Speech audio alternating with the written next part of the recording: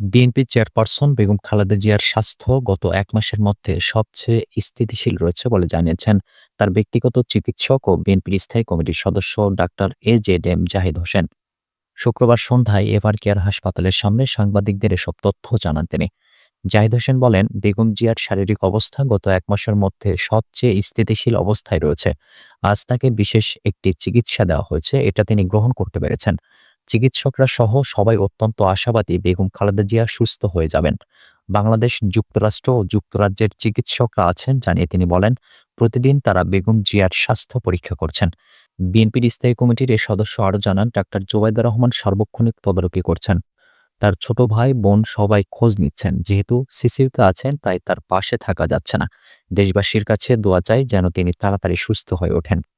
চলতি বছরের ২১ নভেম্বর সশস্ত্র বাহিনী দিবসে অংশ নিয়েছিলেন বিএনপি চেয়ারপারসন বেগম খালেদা জিয়া। সেদিন স্বেচ্ছায় অনুষ্ঠানে যোগ দেওয়া বেগম জিয়াকে বেশ হাস্যোজ্জ্বল দেখা যায়। এর একদিন পরেই শ্বাসকষ্টের জটিলতা প্রকট হওয়ায় ঘটে স্বাস্থ্যের অবনতি। ২৩ নভেম্বর ভর্তি হন রাজধানীর এভার কেয়ার হাসপাতালে। সংক্রমণ ছড়িয়ে পড়ে হার্ট এবং ফুসফুসে। অবস্থার আরও অবনতি হলে তাকে স্থানান্তর করা হয় সিসিউতে।